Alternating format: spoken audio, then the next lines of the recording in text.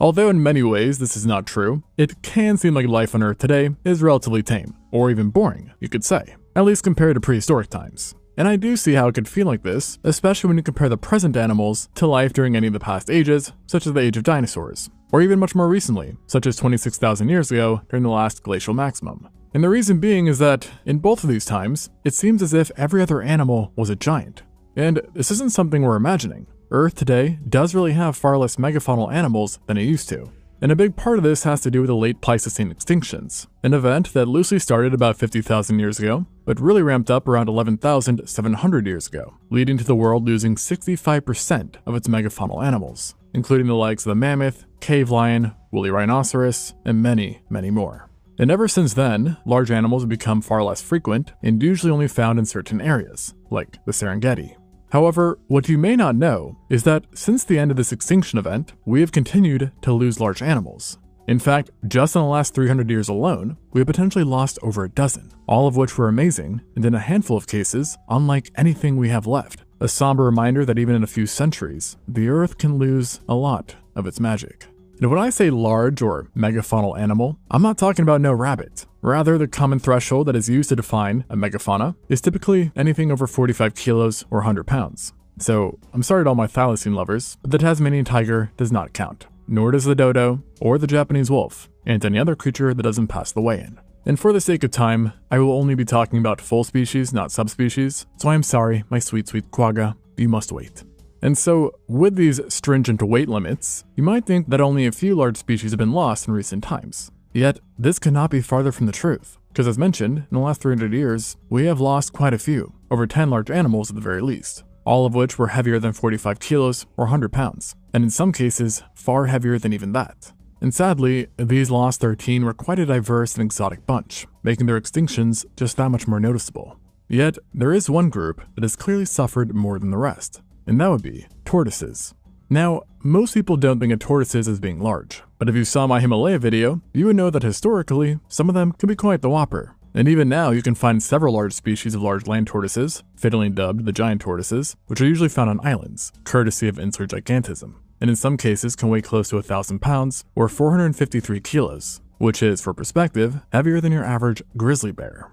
Sadly, many of these living gentle giants are now, like their fallen brethren, experiencing great threats, putting them at risk of joining their recently lost tortoises, the number at 5 in the last 300 years alone.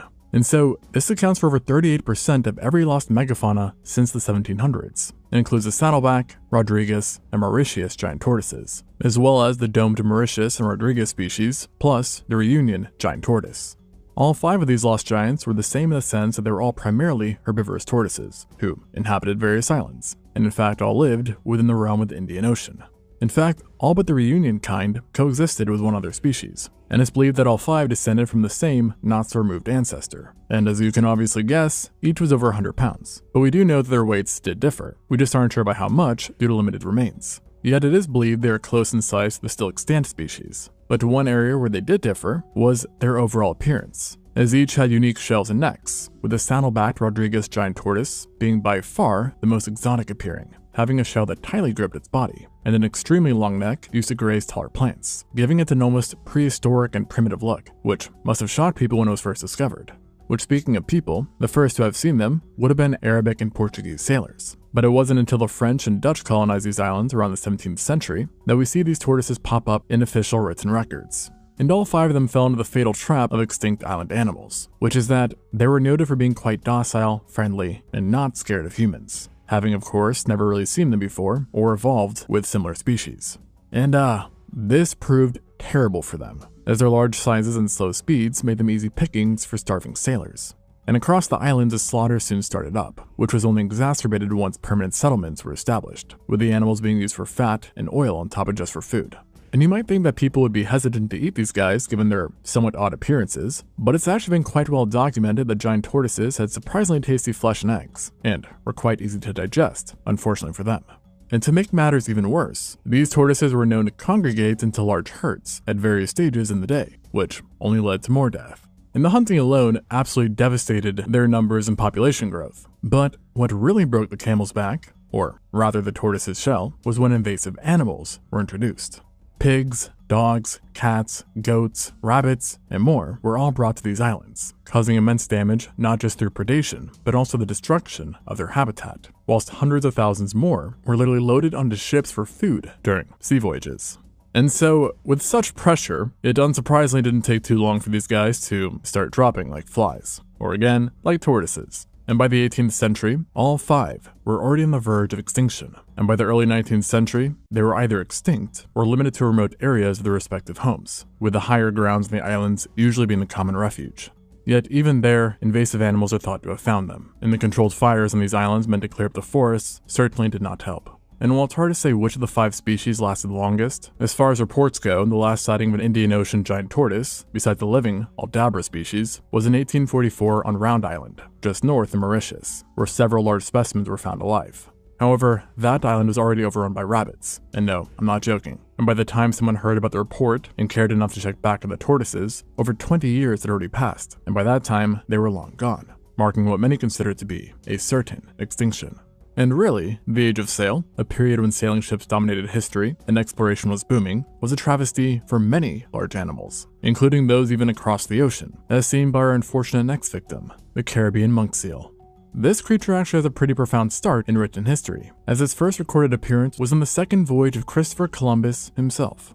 In 1494, his ship made anchor off the coast of the barren Altavelo Island, where a search party quickly discovered a group of these seals along the beach.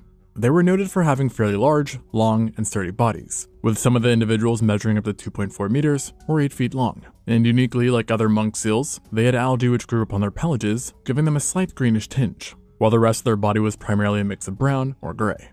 And having never seen humans before, at least on this island, they didn't heavily react to the sailors' presence, which was a mistake on their part, as this led to the group of sailors killing 8 of them, which would then go on to be used to feed the ship and also be studied. And what was found was that large males could weigh up to 270 kilos, or 600 pounds, which means in sailor terms, a lot of meat, and thus leading to them becoming a favorite hunting item over the coming years, as more ships started passing through the island.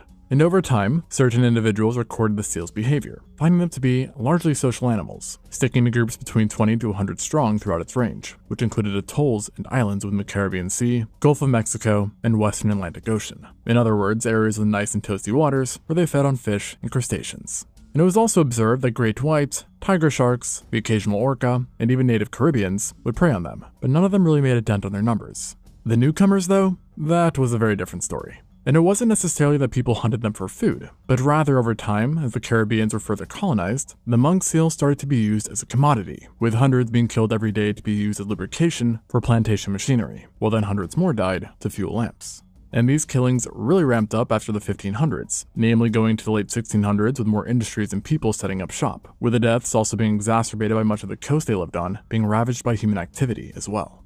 And less than 400 years after its discovery, in 1850, it was written that enough Caribbean monk seals had already died that they were no longer commercially viable to hunt. And while this did take some pressure off of them, it wasn't enough, and the damage had already been done.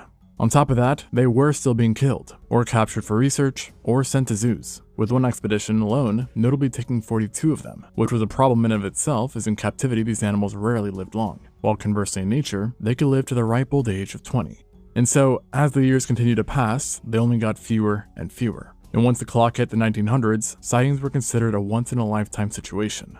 And then fast forward a little again, in Texas, the last seal spotted on the coast occurred in 1932, with the last recorded monk seal to be killed by a person being in 1939. And then just 13 years later in 1952, the last one to ever be seen alive was spotted off the Serenella Bank. And since then, while sightings have been reported, follow-up has never revealed their continued existence, with the consensus usually being that these supposed sightings are really just that of hooded seals. And to me, one of the saddest things about how many of these animals ended up being wiped out is the fact that they were killed simply because humans saw them as nothing more than a resource. I mean, again, the monk seal was killed by the hundreds just to fuel lamps and lubricate machinery. Yeah, pretty depressing way to go, being reduced to simply your monetary value. And while I obviously cannot relate to being hunted for lamp oil, and thankfully, I can relate to the feeling of being bled dry financially, because that's kind of what happens when you're not paying attention to where your money's going or what it's doing for you. Most people, myself included, for a very long time, are simply just letting their money sit around doing nothing. Or worse, paying fees just to have it sit there, while then getting basically pennies back on stuff you're already buying,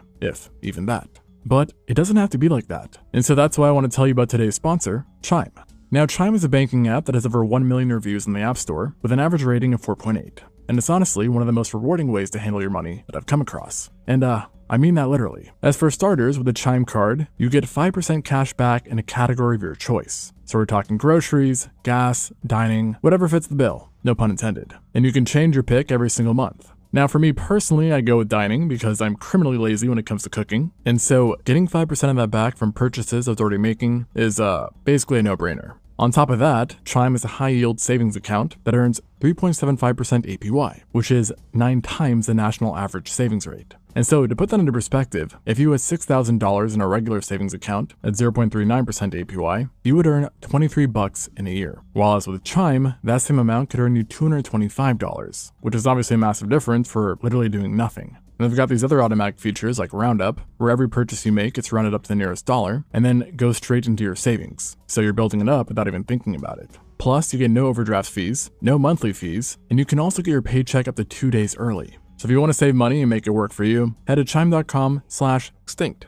or click the link in the description, or scan the QR code on screen. And thank you, Chime, for sponsoring this video. And now, back to the video. For now, the Caribbean monk seal is the only seal on our list. But it is not the only pinniped, as on the other side of the planet in Japan, another loss took place, involving not only another pinniped, but also what used to be Japan's largest animal that can move on land, the Japanese sea lion.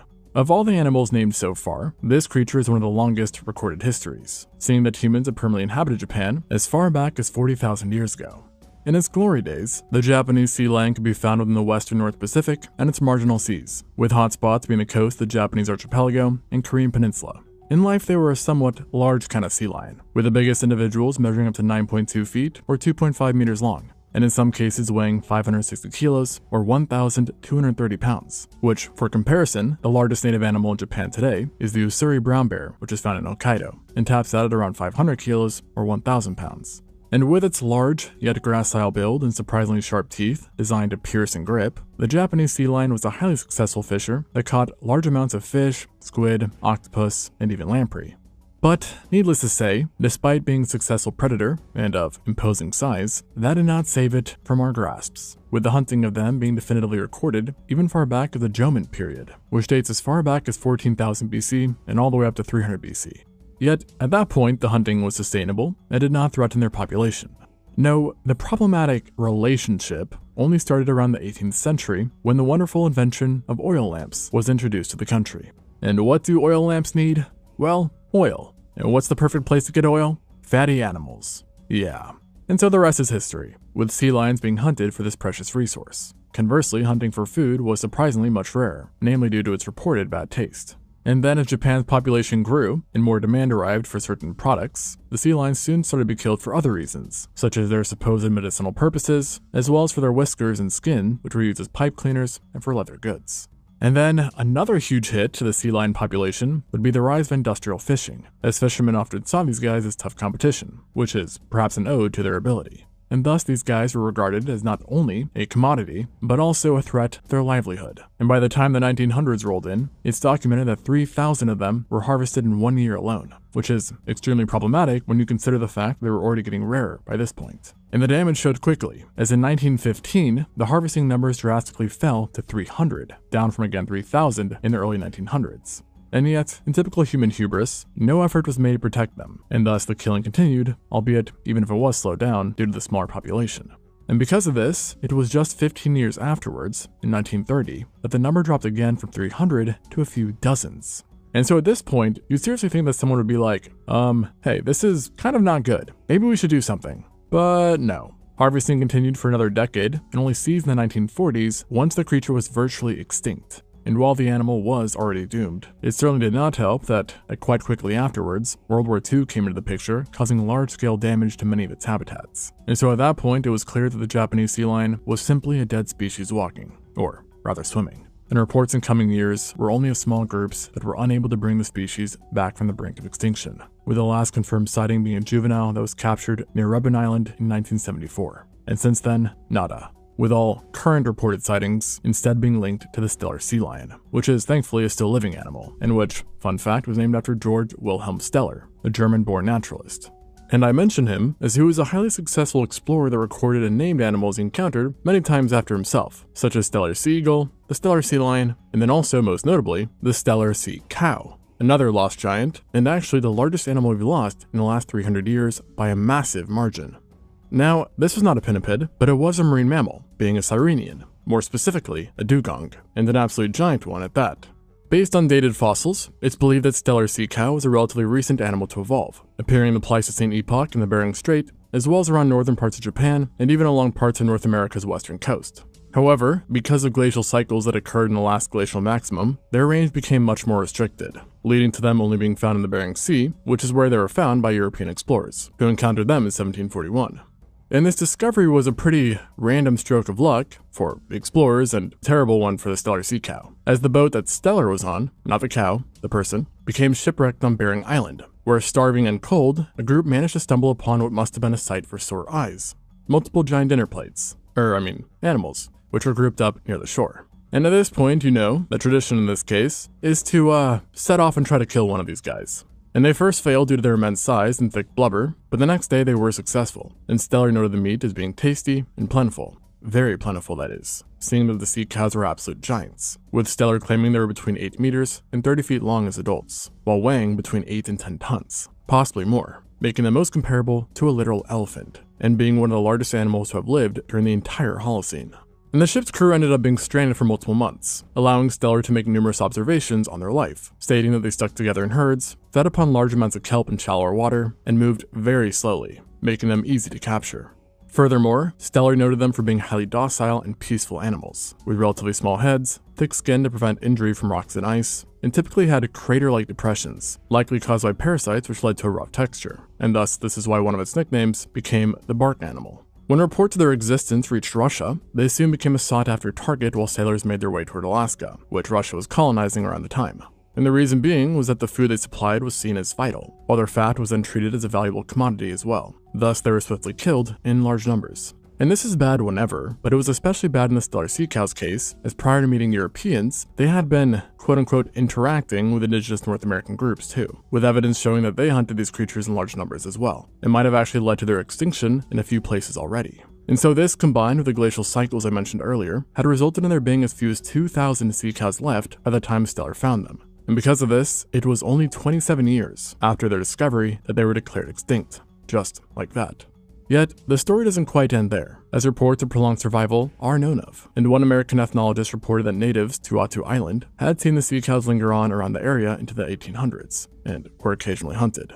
What's really interesting, though, was a report that came over 200 years after its reported extinction in 1963, when the Academy of Scientists of the USSR made a report about a whaling ship whose crew had reportedly seen large marine mammals grazing on seaweed in shallow water, with the animals both fitting the description in size and appearance down to their split lips. So, a strong case that these guys might have lived much longer than first believed. But attempts to track down these guys failed, and any more quote-unquote sightings have only come from vague accounts with no evidence backing it up, and with no further expedition ever yielding results. Which is quite a somber sign that the giant size of these guys would surely make them fairly easy to spot. And so for now, they are considered long gone, even if they did stick around for longer than first thought. Evidently, animals that live in the water, heavily rely on it, or live in places surrounded by it, have been severely impacted in these last 300 years. And while this does have to do with the exploration routes and the appetite of sailors, doing a doozy on them. But that being said, large animals on land have suffered too, including the second largest animal we've lost in this time frame, the kukri, also known as the forest ox, or gray ox. This was, surprise surprise, a forest-dwelling bovine that lived within Southeast Asia, primarily Cambodia, since the Middle Pleistocene, and thus has had a longer history with humans than many of the other mentioned animals. For example, in the Cardamom Mountains of Cambodia, rock engravings seemingly depicting these animals are known of, while even in Angkor Wat, some other carvings are also thought to have been in the kukri. And written historical records describe them as bovines with gracile yet muscular builds, with the adults measuring 2.2 meters or 7.3 feet from nostrils to its behind, while standing in some cases as tall as 1.9 meters or 6.3 feet at the shoulders. Now, although it was a gracile creature, its large stature still rendered it a pretty hefty animal, with the largest individuals weighing up to 900 kilos or 2,000 pounds, which for comparison makes them similar in weight to the American bison. And just like bison, these guys had some nice horns too, which were actually even more gnarly, with the horns of males growing up to 32 inches in length, or about 1 meter. So basically 3 rulers stacked back to back. And these suckers were sharp too, making them absolutely potent weapons. And yet, the kukri was a nervous creature that preferred to flee when approached. They were also relatively hard animals to spot, as they avoided the hotter parts of the day by doing their feeding in the early morning and late afternoon, before then retreating into dense forests. And so, because of this, and the fact that only 2,000 of them are thought to have existed during the 20th century, not many details are known about the specifics of their lives. And even their diet is a gray zone, no pun intended, with the best guess being that they browsed various grasses and supplemented it with minerals in the soil. And so, like what was seen in the sea cows, the already low population made the Kukri extremely vulnerable to extinction in general, and thus a prime target for humanity. It first started with the introduction of domestic cattle, who with their close genetic makeup, started spreading various parasites and diseases to the Kukri. Next came the trophy hunting, with the Kupri's large horns being like giant lollipops for Western hunters. And armed with very fair long-range weapons, they stood no chance. And finally, there was habitat destruction, with large areas being converted into farmland, rice fields, and more. All of this combined led to a drastic reduction in the Kupri's range and already dismal numbers. But they persisted. Unfortunately for them though, the timing wasn't that great, as they happened to live in an area that would soon become highly chaotic, with multiple wars popping up. As between the 1940s to 1970s, World War II, the Vietnam War, and the Cambodian Civil War, among other various armed conflicts, ravaged the area that the Kukri still remained in. And amidst all the wars, the Kukri quickly disappeared, with the last confirmed sighting coming from 1969. Here's the intriguing part though. It's not actually considered extinct yet, with the current classification being critically endangered and possibly extinct. But with that said, I will say that many believe the Kukri is really gone, especially considering that even though the wars and obviously trophy huntings have stopped, the region is still home to a plethora of threats, with it being estimated that there is 12 million snares alone in the small area that could have remained. And then on top of that, every attempt so far to locate them has yielded no results. Another lost relic on our list also happens to come from Southeast Asia and suffered a similar fate, the Schomburgk's deer. Once endemic to Thailand, this deer had been around since the early days of the Holocene. It was known for having an appearance similar to that of the Barasingha or swamp deer, and was a medium-sized species that could weigh up to 120 kilos or 265 pounds, and was known for its distinctive antlers that were noted to be basket-like and composed of up to 33 points. They tended to live in swampy plains where long grass, cane, and shrubs were abundant, while then also usually staying away from denser vegetation. And because of this, hunters had long been going after these guys, but thankfully not with enough success that they were actually making a dent on their population.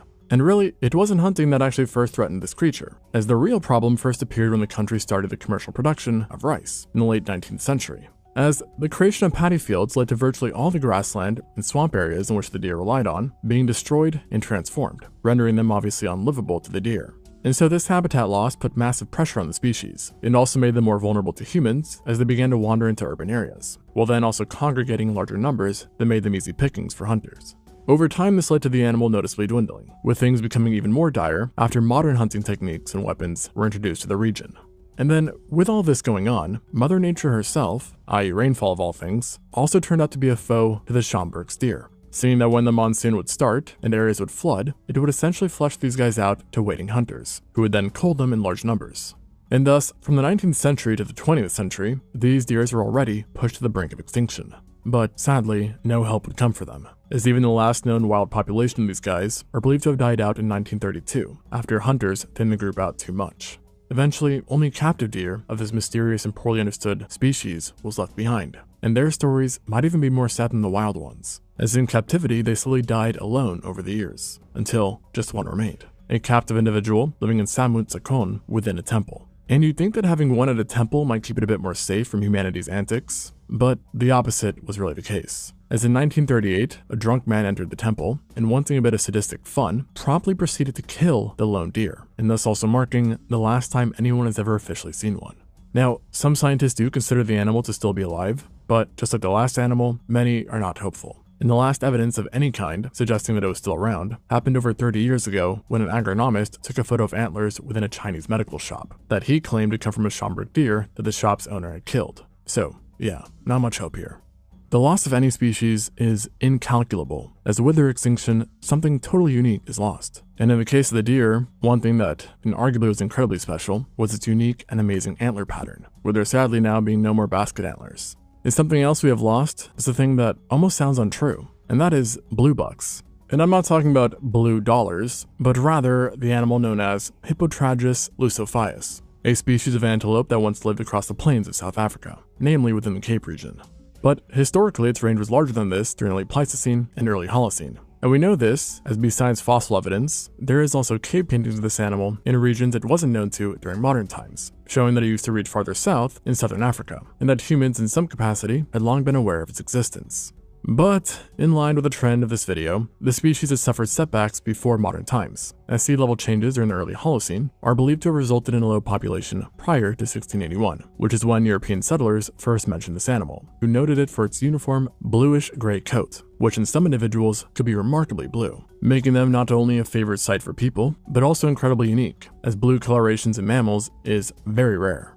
Explorers in the area also noted it for its smaller size compared to its close kin, like roan and sable antelopes, with the males tapping out at around 150 kilograms or 330 pounds, which I guess is still pretty hefty. And they also definitely had some hefty horns too, which are longer than rulers, exceedingly sharp, curved, and consisting of 20 rings. They aren't known to have interacted with humans that much, but in the 17th and 18th centuries, when European settlers came, they quickly came under hunting pressures due to their inability to escape from the newly introduced guns. Now, it's not that they were necessarily targeted for a specific reason, but because there were so few already, and likely in a natural decline, any hunting had an abysmal impact on their populations, and they very quickly went from being rare to nearly non-existent. In fact, after Europeans settled in the region permanently, it only took a couple hundred years until the species disappeared for good, with one researcher claiming that the last bluebuck was shot in either 1799 or 1800. This swift execution made it the first historically recorded species of large African mammal to go extinct, while with the timing in which it occurred resulted in researchers knowing very little about the creature, with all information on it essentially having come from historical accounts and illustrations rather than observing live specimens. And based on these accounts, it was said that the bluebuck would often form small groups of up to 20 individuals that spent most of their days grazing, mainly on grasses. And from these accounts, researchers also derived some conclusions about their mating season, and the temporary isolation period calves were put in before they could join up with the herd. Additionally, thanks to preserved specimens and intact DNA, researchers also learned down the road that the bluebuck was in fact not a subspecies of roan antelope, like once believed, but rather a completely distinct species. It was also found that this was not a sister species of the sable antelope, with a divergence of about 2.8 million years ago, whereas it was even less related to the roan antelope, which they diverged from about 4 million years ago, with there really being no very close relatives left alive. And since its vanishing, there have been claims of reported sightings, but nothing has really stuck. And minus a eyewitness report in 1853 that claimed to have seen an animal heavily resembling the bluebuck near the city of Bethlehem, pretty much nothing. So again, another unique species gone for good. And with the bluebuck, we arrive at a somber fork in the road, as it is the last animal in this list that went extinct during a time that you were not around for. As for this next animal, chances are you were still alive when it was declared extinct. And if you weren't, then you're probably not old enough to watch this video, as it was declared extinct less than 5 years ago. And this would be the Chinese paddlefish, or swordfish. This amazing fish was once native to the Yangtze and Yellow River basins in China, and was a member of the already rare and suffering family known as Poliodontidae, or paddlefish, who are known for their elongated rostrums which are filled with electroreceptors called ampullae that allow them to detect prey in even the murkiest of waters. And the Chinese paddlefish, they were the greatest of them all, at least from a size perspective, as the largest recorded specimens of it were 7 meters or 23 feet long and weighed close to 1 ton, which is, for reference, heavier than your typical polar bear, and rendered them one of the largest known primarily freshwater fish ever. And because they lived in China, which has a very long recorded history, we actually know quite a bit about them. And historical accounts suggest that not so long ago, they actually had a larger range that extended into East China and the Yellow Sea as well. And they were said to have migrated between freshwater and the sea, and could travel for over 1,000 miles or kilometers seeking better waters. They tended to be solitary creatures, and were well noted for being strong swimmers that hunted down a range of small to medium-sized fish, like anchovies, gobies, and even catfish. Interestingly, ancient accounts also claim that the fish was drawn to the sound of rhythmic objects, such as instruments, and was also regularly used for sacrifice, based on the belief that killing one could bring about the rain. And while hunting only occurred on a relatively smaller scale, it might still have had an impact on the fish even as far back as the 1200s, as certain historians reported an observable decline in the species during this period. But things would only get really dire once the 20th century rolled around, after modern ships and fishing techniques had been introduced to China, and commercial hunting of the Chinese paddlefish started to occur. And we know from bookings, the amount of these fish hauled annually reached over 25 tons during certain years, resulting in their numbers sharply dropping to the low thousands by the 1980s, with one 2024 study estimating that in 1980, there was likely only 3,000 spawning paddlefish left. And surprisingly, compared to the other animals in this list so far, back then, the government was already aware of what was happening and was concerned, as just 3 years later, they made the fishing of the species illegal. Yet, the damage was done, and poaching still occurred periodically. And thus, over the coming years, the population continued to dwindle, which ultimately resulted in attempts to create a captive breeding stock. But this failed, and the Chinese paddlefish kept slowly vanishing. In fact, ever since the year 2000, only 2 confirmed sightings of this creature occurred, both of them being prior to 2005, and in the Yangtze Basin, and involved 2 separate 3-meter or 10-foot plus females, who died in one case, while the other was tagged, but then for some reason the tag stopped working only a few hours later, leaving its fate a mystery. And since then, the animal has not been seen at all, with extensive surveys between 2017 and 2018 stating that the animal was certainly extinct, and likely died out between 2005 and 2010. But that being said, its fate was probably already sealed as early as 1993, and as a culmination of these studies and surveys, the fish's status was finally updated to extinct in 2022. Now, what's interesting and quite sad in this case is that while fishing definitely had a massive impact on its demise, it turns out that this wasn't actually what took out the fish, and rather what really sealed its fate was not purposeful hunting, but rather the construction of a dam in 1981, the Genzuba Dam, which effectively severed the paddlefish's ability to complete its life cycle, and dividing the fish population into 2. And unfortunately, the Chinese paddlefish is not the only Chinese megafauna that is on this list. And in fact, it's not even the only one from the Yangtze Basin, as it may be joined by what is possibly the next largest species in China to be declared recently extinct, the baji, or in English, the Chinese river dolphin. This adorable little river dolphin was, or is, depending on who you ask, a cetacean that inhabited the Yangtze River system, and was quite small for a cetacean too, with most never breaking 170 kilos or 370 pounds. But that is still pretty big, and so its size made it fairly easy to spot, which was only made simpler thanks to its pale blue to gray backside, and then a unique dorsal fin that was low and triangular, resembling a flag of sorts. It also had small eyes for a dolphin and shorter fins overall, but it was still very capable of immense bursts of speed when it felt threatened. And this striking appearance not only made it easy to spot, but also led to it becoming a part of Chinese folklore, with the region of Yangtze regarding the animal as a symbol of peace and prosperity. And even today, it is considered a Chinese national treasure, having led to its appearance in many pop culture and media events. But in typical human fashion, its icon status did not keep it safe. Now, the baiji historically was never really targeted, but once the Great Leap happened in 1958, things started to change. During this event, traditional values such as Chinese folklore and mythology were heavily denounced, and this led to certain groups becoming more avid in hunting the dolphin for its flesh and skin. And so that, combined with China's high population, it didn't take very long for the hunting to really start racking up, and the baiji was quickly rendered endangered. And then, even when the direct killings and huntings lessened, it was still at extreme risk, as China was developing rapidly at the time, with new industries popping up left and right, all of which harmed the baiji in various different ways. For example, residential and industrial waste seeped into its habitats, the riverbeds were dredged, ship traffic multiplied, nets for fishes caused them to get entangled, and then illegal fishing practices killed them as collateral. And then obviously, of course, the overfishing of its prey, namely fish, also took a toll on the animal. And this is reflected in one survey by the baiji between 1979 and 1996, which showed that the population of the river dolphin had dropped from the thousands to likely just hundreds or even less, all within a couple decades. And then another big hit to the cetacean came from the construction of the Three Gorges Dam, that, like the dam involved in the paddlefish's case, caused a restriction to its range and also facilitated an increase in ship activity. And again, mirroring the case of the paddlefish, the Chinese government was actually aware that things were going really bad for it, as even all the way back in the 1970s, they outlawed the deliberate killing of the baiji while also establishing nature reserves and setting up certain fishing laws to help it. Additionally, multiple foundations were founded with the aim of setting up a breeding program and relocating them to nature reserves. Yet unfortunately, all these efforts failed, as the baiji proved not only difficult to capture, but also hard to keep alive in captivity as well. And so while these efforts were well placed, they ultimately came too late. And the government did in fact receive some internal criticism about not taking the endangerment of the baiji seriously enough from the start. And so as a result, the river dolphin was pretty much already functionally extinct by the time anything was done. That being said, I did mention that these guys tended to die very quickly in captivity, but there was one captive baiji, known as Chi-Chi, who survived far longer than any other specimen, with it in fact living for 22 years, after being found in a lake and relocated to a dolphinarium. Unfortunately, that was all the way back in 2002, and marked the time of the death of not only the last captive specimen, but also the last time that a baiji was seen, period, beyond reasonable doubt. But despite a 2006 survey finding zero evidence of their survival, it was in 2007 where footage showing a living baiji to a fair degree of certainty was released to the public, giving many scientists hope that the animal survives, and that previous surveys were just inaccurate. And there have been other less reported sightings as well, including a claim of a Baiji swimming alongside finless porpoises in 2018, and even a suspected sighting in 2024 of 2 individuals. And yes, these sightings have not been confirmed, but I really hope obviously that they are true, as the loss of the Baiji goes beyond just losing another species, which is obviously bad enough. As if it was extinct, this would be the first cetacean to go extinct by human hands, and would render not only the species extinct, and not only the genus it belonged to, the Lipotes, but also the superfamily, the Lipotidae, as the Chinese river dolphin was in fact the very last member of this group, which traced all the way back to the Miocene.